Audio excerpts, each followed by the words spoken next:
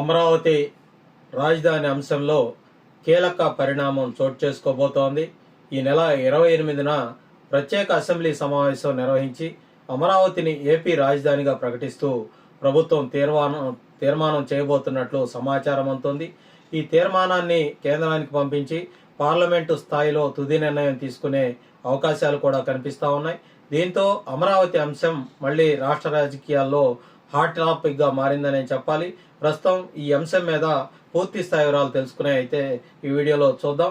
ఆంధ్రప్రదేశ్ రాజకీయాల్లో మరోసారి అమరావతి రాజధాని అంశం హాట్ టాపిక్ గా మారిందనే చెప్పుకోవాలి. రాష్ట్ర ప్రభుత్వం ఈ నెల 28వ తేదీన ప్రత్యేక అసెంబ్లీ సమావేశం నిర్వహించేందుకు సన్నాహాలు చేస్తున్నట్లు సమాచారం అందుతోంది. ఈ సమావేశంలో అమరావతిని అధికారికంగా ఆంధ్రప్రదేశ్ రాజధానిగా ప్రకటిస్తూ అసెంబ్లీలో ప్రత్యేక తీర్మానం తీసుకురాబోతున్నట్లు తెలుస్తోంది. ఈ పరిణామం రాష్ట్ర రాజకీయాల్లోనే కాదు, అమరావతి ప్రాంత రైతులు, ప్రజలు, వ్యాపార వర్గాలు, ఉద్యోగులు, పెట్టుబడిదారుల దృష్టిని కూడా మళ్లీ ఈ అంశంపైనే కేంద్రీకరించేలా చేసిందనే చెప్పుకోవాలి. గత కొన్నేళ్లుగా చర్చలకే పరిమితమైనటువంటి ఈ రాజధాని అంశం ఇప్పుడు మళ్లీ చట్టసభ స్థాయికి రావటం ప్రాధాన్యత సంతరించుకుంది. అమరావతి రాజధాని అంశం ఆంధ్రప్రదేశ్లో కేవలం పరిపాలనా పరమైనటువంటి నిర్ణయం మాత్రమే కాదు, ఇది రాజకీయంగా, సామాజికంగా, ఆర్థికంగా కూడా ఎంతో ప్రాధాన్యం కలిగినటువంటి విషయం. రాష్ట్ర విభజన తర్వాత కొత్త ఆంధ్రప్రదేశ్కు రాజధాని అవసరం ఏర్పడినప్పుడు కృష్ణా, గుంటూరు జిల్లాల మధ్యలో ఉన్న ఈ అమరావతి ప్రాంతాన్ని రాజధానిగా ఎంపిక చేయటం జరిగింది. అప్పట్లో పెద్ద ఎత్తున భూసేకరణ జరిగింది. వేలాది మంది రైతులు తమ భూములనిచ్చి రాజధాని నిర్మాణానికి సహకరించారు. ప్రభుత్వం భవిష్యత్తులో ప్రపంచ స్థాయి రాజధాని నిర్మిస్తామని హామీ ఇవ్వటంతో అమరావతి ప్రాంతం ఒక ఆశల కేంద్రంగా మారింది. అయితే ప్రభుత్వం మార్పులతోటి రాజధాని అంశం అనేక మలుపులు తిరగటంతో ఈ ప్రాంతంలో తీవ్రమైనటువంటి నిరాశ, అనిశ్చితి నెలకొంది. అయితే ప్రత్యేక అసెంబ్లీ సమావేశం నిర్వహించాలనే ఆలోచన వెనుక ప్రధాన ఉద్దేశం రాజధాని అంశం మీద స్పష్టమైన రాజ్యాంగబద్ధమైన రాజకీయ పరిపాలనా సంకేతం ఇవ్వటం అని కూడా విశ్లేషకులు భావిస్తా ఉన్నారు. ఇప్పటి వరకు అమరావతి రాజధాని విషయంలో ప్రజల్లో ఉన్నటువంటి సందేహాలను తొలగించేందుకు అసెంబ్లీ తీర్మానం కీలక పాత్ర పోషించబోతోంది. ఒకవేళ ఈ తీర్మానం అధికారికంగా ఆమోదం పొందితే అది కేవలం రాష్ట్ర ప్రభుత్వ వైఖరిని మాత్రమే కాకుండా కేంద్ర ప్రభుత్వానికి కూడా ఒక స్పష్టమైన సందేశంగా మారుతుంది. అంటే ఆంధ్రప్రదేశ్ ప్రభుత్వం ఇప్పుడు రాజధాని విషయంలో వెనక్కి తగ్గే స్థితిలో లేదని చాలా స్పష్టంగా కేంద్రానికి చెప్పేందుకు కూడా ఈ తీర్మానం దోహదపడుతుంది. ఈ ప్రత్యేక అసెంబ్లీలో ప్రవేశపెట్టబోయే తీర్మానం ద్వారా అమరావతినే ఏపీకి ఏకైక రాజధానిగా ప్రకటించాలని ప్రభుత్వం చాలా స్పష్టంగా తమ యొక్క వైఖరిని వెల్లడించబోతా ఉంది. ఈ తీర్మానం కనుక ఆమోదం పొందిన తర్వాత దాన్ని కేంద్ర ప్రభుత్వానికి అధికారికంగా పంపించబోతా ఉన్నారు. ఇది చాలా కీలకమైనటువంటి దశగా అంతా భావిస్తా ఉన్నారు. ఎందుకంటే రాష్ట్ర అసెంబ్లీ తీర్మానం కేంద్రానికి వెళితే ఆ అంశంపై రాజకీయ, చట్టపర, పరిపాలనా చర్చలు మరింత వేగం అందుకునే అవకాశం ఉంటుంది. ముఖ్యంగా పార్లమెంటు సమావేశాలు కొనసాగుతున్నటువంటి ఈ సమయంలో ఈ తీర్మానం పంపటం వెనుక స్పష్టమైనటువంటి వ్యూహం కూడా చాలా స్పష్టంగా కనిపిస్తా ఉందని కూడా అంతా భావిస్తా ఉన్నారు.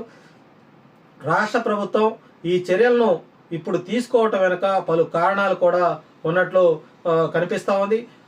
మొదటగా అమరావతి రాజధాని అంశం మీద చాలా కాలంగా పెండింగ్లో ఉన్న అస్పష్టతను తొలగించాలనే ప్రయత్నం కనిపిస్తోంది.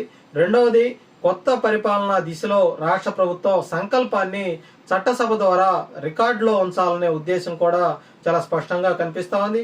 మూడవది, అమరావతి ప్రాంత రైతులు, ప్రజలు, పెట్టుబడిదారులు తిరిగి విశ్వాసం పెంచే ప్రయత్నం కూడా ఇందులో భాగంగా మనం చూసుకోవచ్చు. ఈ మూడు అంశాలు కలిసి వచ్చేలా ప్రభుత్వం ఈ కీలకమైనటువంటి అసెంబ్లీ సమావేశాల్లో తీర్మానం చేయటం ద్వారా ముందడుగు వేయబోతుందని రాజకీయ వర్గాల్లో పెద్ద ఎత్తున చర్చ సాగుతోంది.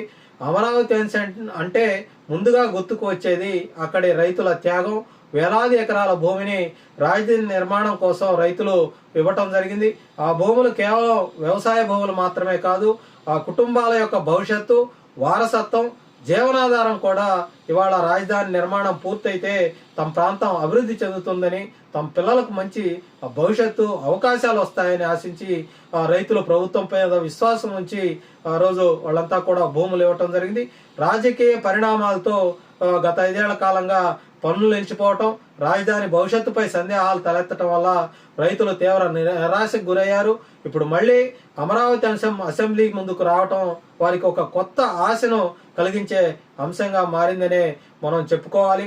అమరావతిని రాజధానిగా ప్రకటిస్తూ తీర్మానం తీసుకురావటం అంటే అది కేవలం ఒక ప్రకటన మాత్రమే కాదు, అభివృద్ధి పనులకు ఒక కొత్త ఊపునిచ్చే నిర్ణయం కూడా అయ్యే అవకాశం ఉంది.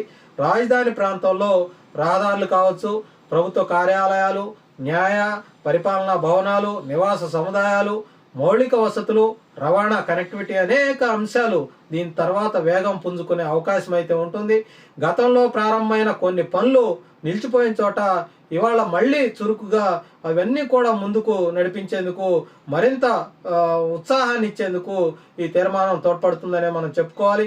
ముఖ్యంగా నిర్మాణ రంగం, అలాగే రియల్ ఎస్టేటు, సేవల రంగం, చిన్న వ్యాపారులు, స్థానిక ఉపాధి అవకాశాల మీద ఈ నిర్ణయం ప్రభావం చాలా కీలకంగా ఉండే అవకాశం ఉందని కూడా నిపుణులైతే అంచనా వేస్తా ఉన్నారు.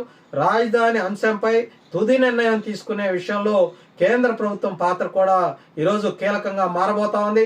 రాష్ట్ర అసెంబ్లీ తీర్మానం కేంద్రానికి వెళ్ళిన తర్వాత ఆ అంశాన్ని కేంద్రం ఒక నిర్ణయం తీసుకోవాల్సి ఉంది.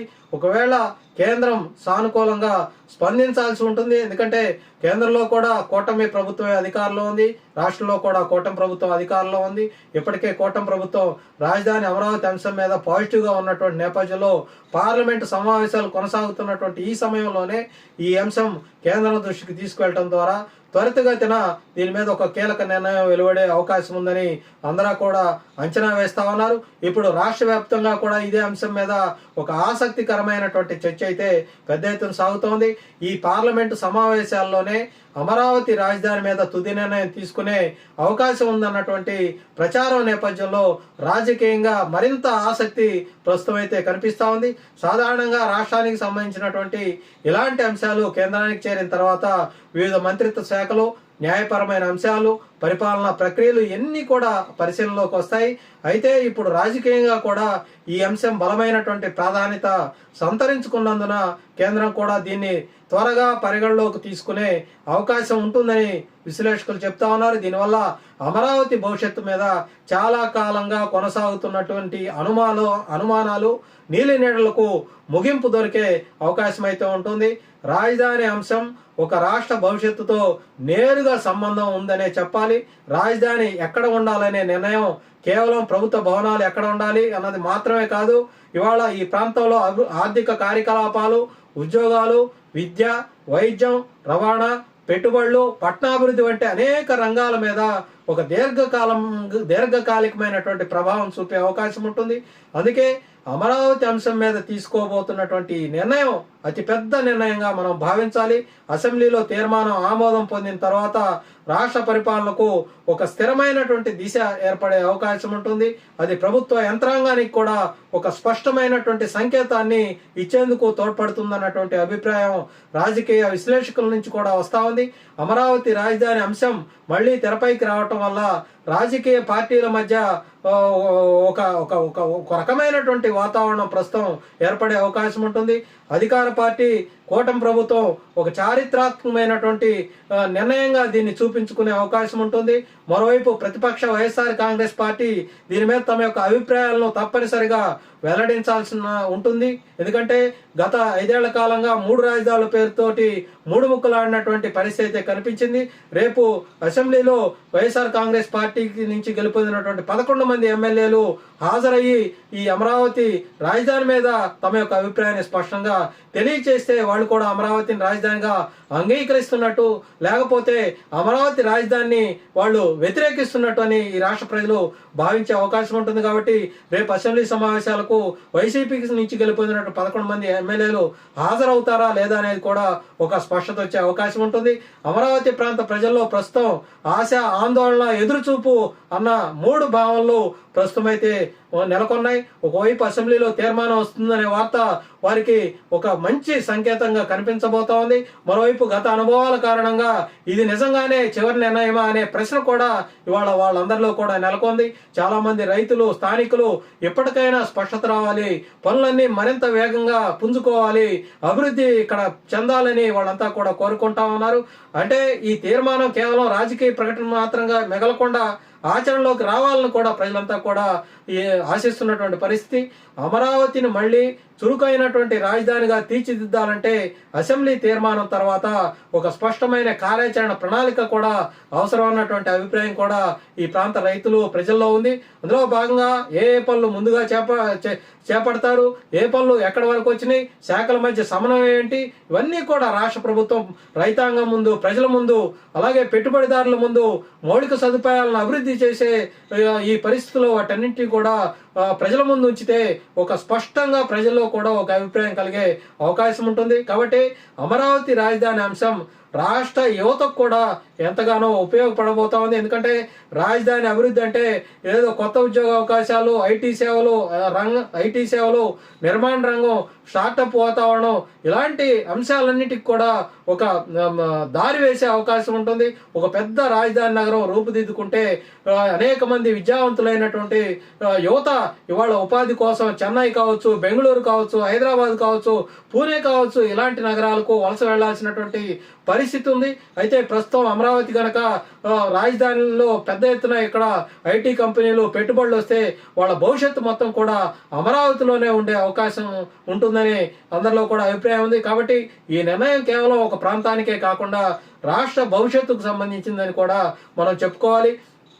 వ్యాపార, పెట్టుబడి వర్గాలు కూడా ఈ పరిణామాలను చాలా ఆసక్తిగా గమనిస్తూ ఉన్నారు.